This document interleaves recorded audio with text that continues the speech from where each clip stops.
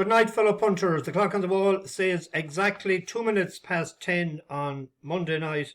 A wet Monday night in the west of Ireland. It was damp enough all day. It was damp on the east coast also, where I spent a lot of the day, but I didn't go racing. It was too wet, and I was supposed to pick up an old buddy, and as I used to say, old buddy, old friend, old neighbour, old pal, and we go racing, but he says no, it was too wet for him as well. So we talked horses a lot of the day, and we watched a few races. He's drowning his sorrows tonight because he had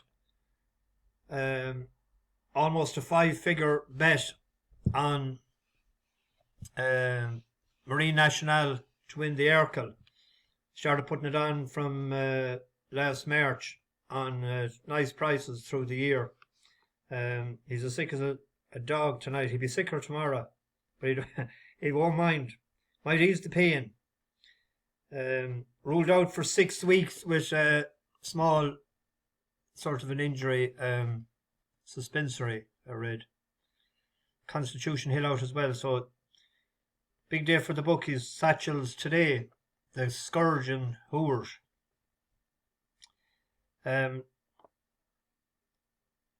The markets now will be all shook up like Elvis Presley once was.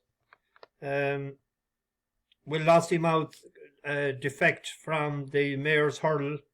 Will Irish Point go from the stairs? Will it make it easier for Willie to decide on Gaelic Warrior and Facile Vega? It'll suit us, Gaelic Warrior, to go for the Arkle and Facile Vega for the Turners. That was the intention that I said a few weeks back. So hope that gives a run for money anyway. It'll also, if Lossiemouth defects, it'll give us a good shot at winning with Ashrow Diamond. So positives for us, but not negatives for others today. We had one horse run today. There was one ruled out, and it drifted out to 14-1 throughout the day. Circus Act. I ran all right, ran into the money. I think SP'd at 9-1. The favourite was drifted, even though, just shows you, has only one hurdle win out of 9 starts or something, and is a way better of a chaser, and it had 37, 38 pounds of a difference. Just shows you that it isn't a shoe-in, like a lot of people were suggesting last night that I was talking to. Anyway, I'm rattling on a bit. Tomorrow there's an inspection in Thurles in the morning. I'd been looking at one race, the 5-10. We might have a quick look at it at the end, but I didn't go near Lingfield because there's an inspection there as well, and it's heavy going. So I looked at Newcastle, and with a horse that there's a 3-horse race in the first race, and you often heard me saying it the last few years, always back the outsider at 3, and if you do, and it happened a few times lately, the outsider at 3 won. But we have a bus horse here, so we'll have to stick him into something. 2 shots of tequila. My buddy could be on more than 2 shots of tequila tonight, and he could be getting a Sheila. Tequila Sheila. One for us the last year, one snug, Brian Hughes, to then Catterick, 3 miles 1. Step back and trip shouldn't be a problem, but it's a classy.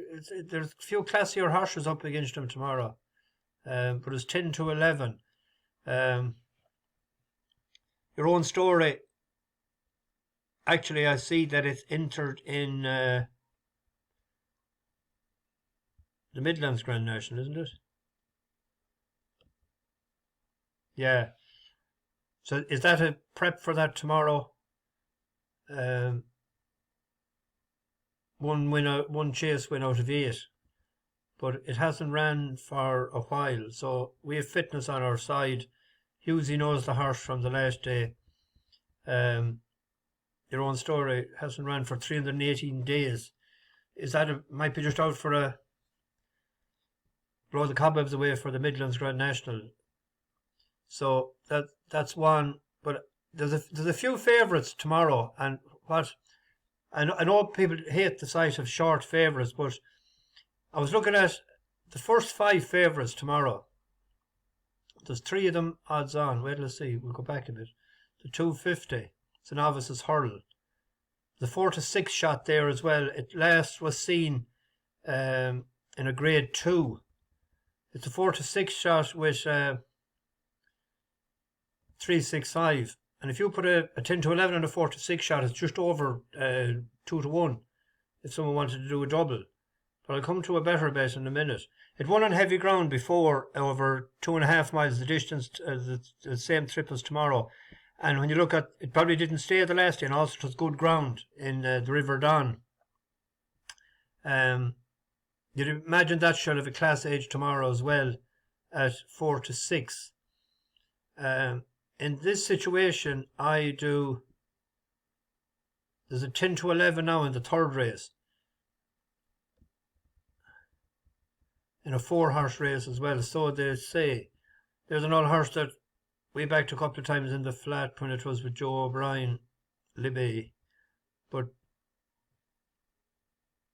this one on soft over a further trip and should be up to winning it, you think, tomorrow. Which comes to a horse, Geordies Dream. It's also favourite as well, but it's a 7 to 4 shot. And the angle on this, I think Husey rides it, and he rode beatbox the last time. But if you look at the race that it was second in, it was second to Sky Cutter, who we picked for the Moor Bridge in Kelso on Saturday and came 3rd. And if you look at the horse that was 3rd in that race was Pretending, and that was second the other day to Della Casalunga that we were on the other day. So that's good enough for him. It's only beaten 5 lengths in Carlisle. It was 3rd on heavy ground in Hexham on over 2 miles. So that's 4 favourites, but it's the only one that's odds against at 7 to 4. I think that's a bet tomorrow. And also a bet.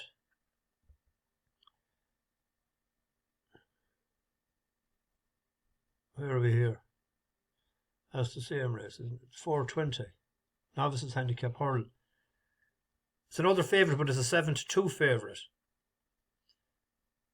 It's Glory Heights.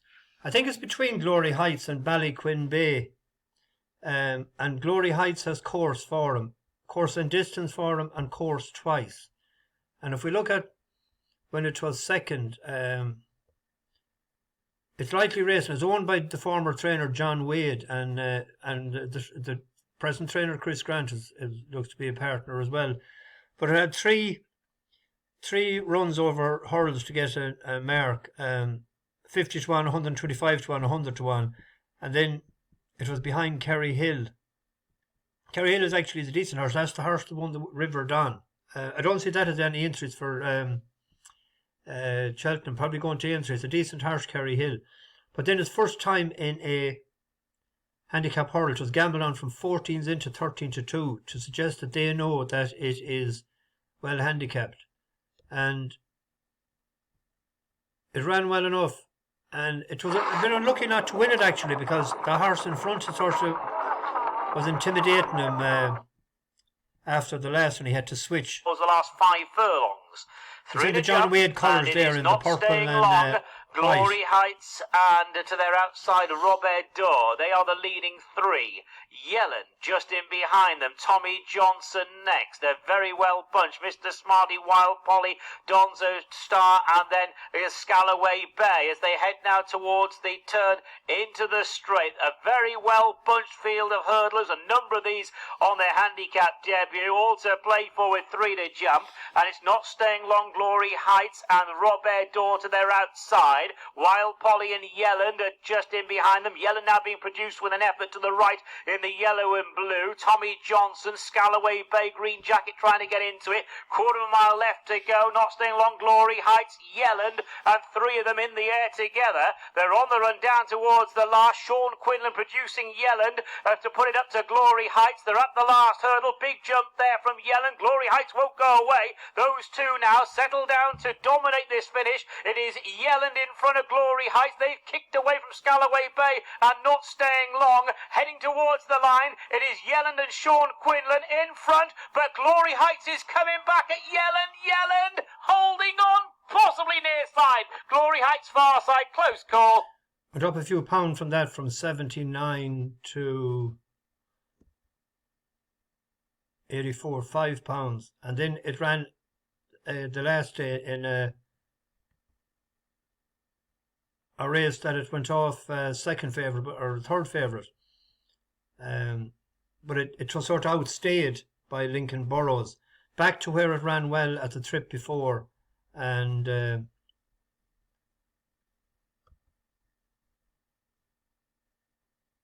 Ballyquin Bay, that used to be with who's this again?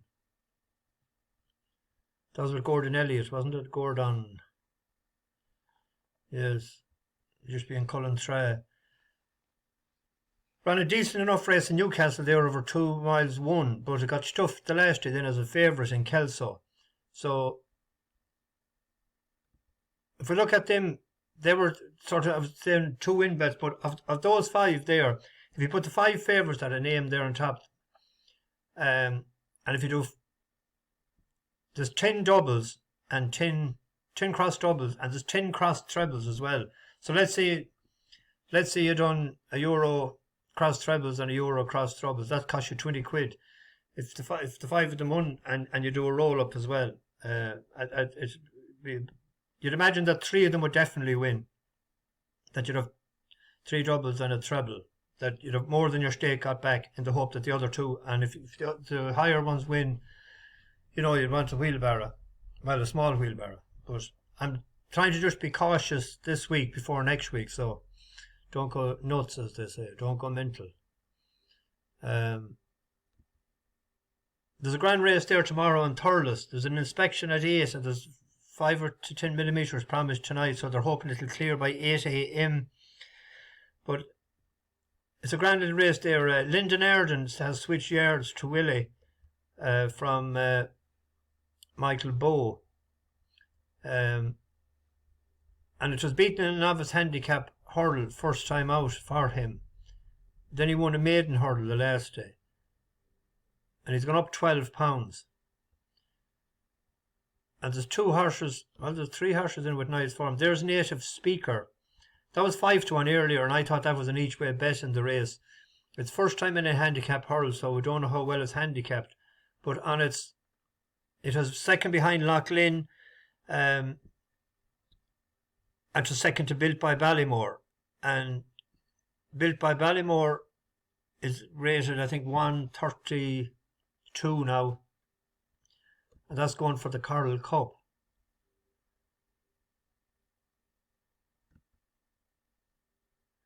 $139.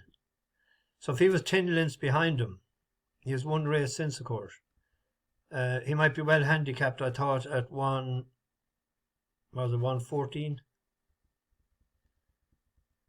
114. And then you have the top weight, who actually beat Tully Hill, Shannon Royal. That beat the Laird out of Tully Hill, but I think it was a falsely sort of a round race that day.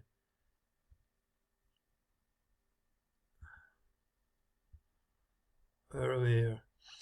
Beat Tully Hill by 24 lengths, third to Lecky Watson, 8th then at handicap hurdle to Harvard Guy, second the last day. But that is to give a good bit of weight to it, rated, what's he rated? Did he drop anything? God, he went up £2 for his last. Oh, we've a horse that won in Limerick there at Christmas, Ishan. It was down the field in a 3-mile race. The one that Maxim won in Leopardstown. beating 14 lengths. Beat Valley Adam yesterday. Yeah, so it's a decent race tomorrow. I was going to tip up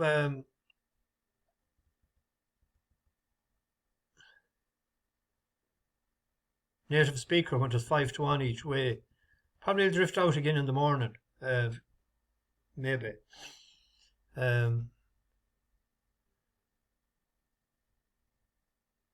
On the Goo, there's a grand little race. Was it? No. I'll forget about the Goo. If I fancy something to go, I'll stick it up. Anyway. I didn't check the comments today or this evening to see was there any newcomers. If there is, I will get them again. It's Monday night. And what do we do on a Monday night? We sing a song. We'll try one that was written by an Australian singer and songwriter and released in 1973. I think the highest it reached in Australia was number 15, and it made the top 40 in America. I don't think it didn't go. I think maybe number 12 or 14 or something in the UK. Maybe I'm wrong, but it's one that I always liked. I actually never sang it before. Never sang it on my own. But we'll try it. People might know it.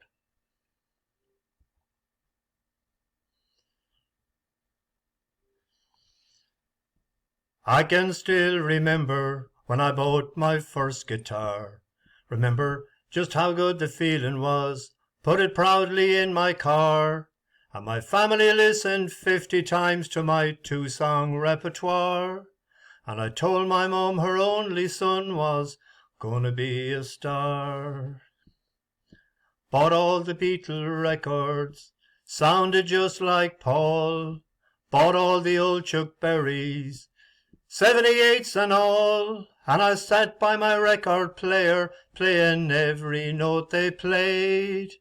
And I watched them all on TV making every move they made. Rock and roll, I gave you all the best years of my life. All the dreamy sunny Sundays, all the moonlit summer nights.